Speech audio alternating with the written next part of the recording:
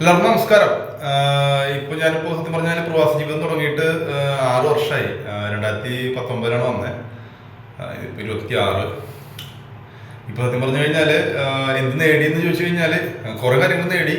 അതിലിപ്പോൾ ഏറ്റവും പ്രധാനപ്പെട്ട കാര്യം എന്ന് പറഞ്ഞാൽ നമുക്ക് നമ്മുടെ കുറച്ച് കൂട്ടുകാരന്മാരുടെ അല്ലെങ്കിൽ അടുത്ത അയൽവാസികൾ അല്ലെങ്കിൽ കുറച്ച് നമുക്ക് വേണ്ടപ്പെട്ട ആൾക്കാരുടെ തനിനിറം നമുക്ക് മനസ്സിലായി. അതായത് നമ്മൾ ആരൊക്കെ സ്നേഹിക്കുന്നു അല്ലെങ്കിൽ നമ്മൾ ഇവിടെ ഉണ്ടോ, ജീവിച്ചിരിപ്പുണ്ടോ എന്നൊക്കെ ആരെങ്കിലും അന്വേഷിക്കുന്നുണ്ടോ എന്നൊക്കെ അറിയണമെങ്കിൽ നമ്മൾ വീട്ടുകാരായിട്ടൊന്ന് മാറി നിന്നാൽ മതി.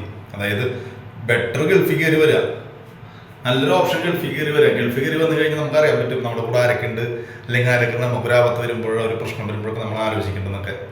കുറേ പേര് ഇൻസ്റ്റാഗ്രാമിൽ റീലൊക്കെ ഇട്ടിട്ടുണ്ട്. നിങ്ങൾ സേഫ് ആണെന്ന് ചോദിച്ചോ, അല്ലെങ്കിൽ നിന്നെ അന്വേഷിച്ചോ, തിരിച്ചു പോകുമ്പോൾ ഞാൻ ടൈഗർ ബാമ്പും ഒന്നും മേടിച്ചു കൊണ്ടുപോയില്ല എന്നൊക്കെ പറഞ്ഞ് കുറേ അവരവരുടെ വിഷമങ്ങൾ അവർ ഫണ്ണി റീൽസിലൂടെ അവർ ഷെയർ ചെയ്യുന്നുണ്ട്. സത്യം പറഞ്ഞു കഴിഞ്ഞാൽ എൻ്റെ കുറേ ഫ്രണ്ട്സുക്ക് പേരെടുത്തൊന്നും ഞാൻ പറയുന്നില്ല, അവർക്കിത് കാണുമ്പോൾ അറിയാൻ പറ്റും ആരൊക്കെയാണ്. അവരൊന്ന് ചിന്തിച്ചോട്ടെ. പെട്രോൾ അടിക്കാൻ പൈസ വേണം, അല്ലെങ്കിൽ ഹോസ്പിറ്റലാണ്, അതിലാണ്, ഇതിലാണ്, പല നുണകൾ പറഞ്ഞിട്ട് പല പ്രാവശ്യം വിളിച്ചിട്ടുണ്ട്. എന്നെ കൊണ്ട് പറ്റുന്ന രീതിയിലൊക്കെ ഞാൻ ഹെൽപ്പ് ചെയ്തിട്ടുണ്ട്. അതൊന്നും എൻ്റെ കയ്യിൽ നിന്ന് സത്യം പറഞ്ഞാൽ നിങ്ങൾ വിളിച്ചപ്പാടെ പേഴ്സ് തുറന്ന് പൈസ അങ്ങോട്ടേക്ക് അയച്ചെന്നല്ല, ഞാൻ 10 ചോദിക്കണം. ചിലപ്പോൾ എൻ്റെ ശമ്പളം വന്നിട്ടുണ്ടാവില്ല, എൻ്റെ ഒരു മാസത്തെ ഒരു ഇത്ര ദിർഹംസ് പോക്കറ്റ് മണി ആയിരിക്കാം. അപ്പോൾ അവിടെ കിടക്കുന്ന ആൾക്കാരൊന്നും ഇതൊന്നും അറിഞ്ഞിട്ടില്ല. അവർക്കറിയേണ്ട ആവശ്യമില്ല. അവർക്ക് 10 മിനിറ്റ് 1 മണിക്കൂർ സമയം തരും. 1 മണിക്കൂർ കൊണ്ട് GP അയച്ചു തരും, 10 മിനിറ്റ് കൊണ്ട് അയച്ചു തരും. അപ്പോൾ നമ്മൾ കൊടുത്തതിന് കണക്ക് പറയാൻ ആരും വിചാരിക്കരുത്. കൊടുത്തതിന് അർത്ഥമില്ലാണ്ട് പോകുമ്പോൾ കണക്ക് പറഞ്ഞിട്ട് കാര്യമില്ല.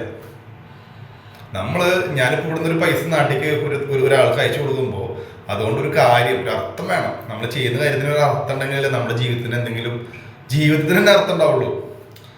സോ അതുകൊണ്ട് ഇനിയിപ്പോൾ ആരെങ്കിലും ഇപ്പോൾ ചിലപ്പോൾ എൻ്റെ അവസ്ഥയായിരിക്കില്ല, ചിലപ്പോൾ നിങ്ങൾക്ക്, അല്ലെങ്കിൽ ചിലപ്പോൾ നിങ്ങളെ ബന്ധുക്കളോ കൂട്ടുകാരന്മാരൊക്കെ വിളിച്ച് അന്വേഷിച്ച് ചോദിച്ചിട്ടുണ്ടായിരിക്കാം. എങ്കിൽ നിങ്ങളാണ് ഭാഗ്യവാന്മാര്. ഞാൻ വീണ്ടും പറയാണ്, എങ്കിൽ നിങ്ങളാണ് ലക്കി.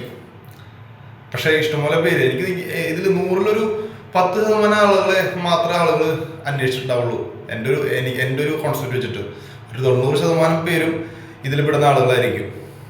നിങ്ങൾ കൂടുതൽ വിളിക്കും അല്ലെങ്കിൽ നിങ്ങളെ കുറിച്ച് അന്വേഷിക്കും എന്ന് പറയുന്ന ആളുകൾ ഒരാൾ നിങ്ങൾ അന്വേഷിച്ചിട്ടുണ്ടാവില്ല. ഇപ്പൊ യുദ്ധം കഴിഞ്ഞു എന്ന് പറയാൻ പറ്റില്ല, യുദ്ധത്തിന്റെ പ്രശ്നങ്ങളൊക്കെ കൂടാൻ പോകുന്നുള്ളൂ. എന്നാൽ പോലും ഇപ്പോൾ മഴയുടെ പ്രശ്നങ്ങളൊക്കെ വരുന്നുണ്ട്. അപ്പോൾ പല സ്ഥലങ്ങളിലും പല പ്രശ്നങ്ങളും, മണ്ണിടിച്ചിലും പല പ്രശ്നങ്ങളുണ്ട്.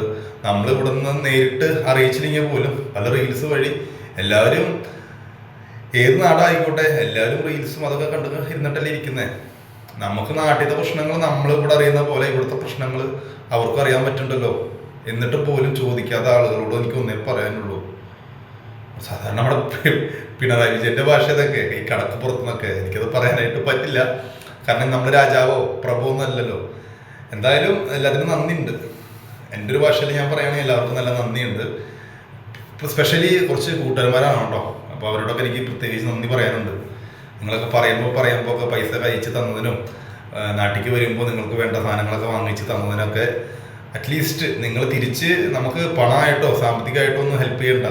പക്ഷെ ഒരു പ്രശ്നം വരുമ്പോൾ ഒന്ന് എന്താടാ സുഖമാണോ, സേഫ് അല്ലേ എന്ന് ചോദിക്കാത്ത കുറേ പേരുണ്ടല്ലോ. അവരോടൊക്കെ എന്താ പറയാ, വിഷമമുള്ളൂ. അല്ലാണ്ട് നിങ്ങളോട് പുച്ഛിക്കാനോ നിങ്ങളെ കുറ്റം പറയാനോ നിങ്ങളെ തിരുത്താനോ ഞാൻ ആളല്ല. എനിക്കിതിനെന്താ പറഞ്ഞാൽ എൻ്റെ വിഷമങ്ങൾ അല്ലെങ്കിൽ എനിക്ക് പറയാനുള്ള കാര്യങ്ങൾ ചിലപ്പോൾ എൻ്റെ അവസ്ഥയായിരിക്കും പല ആളുകളും. ചിലവർക്കും റിയാക്ട് ചെയ്യാനുള്ള ഒരു ഇതില്ല. എല്ലാവരും ഉള്ളിനുള്ളിൽ ചിലപ്പോൾ വിഷമിക്കുന്നുണ്ടാവും.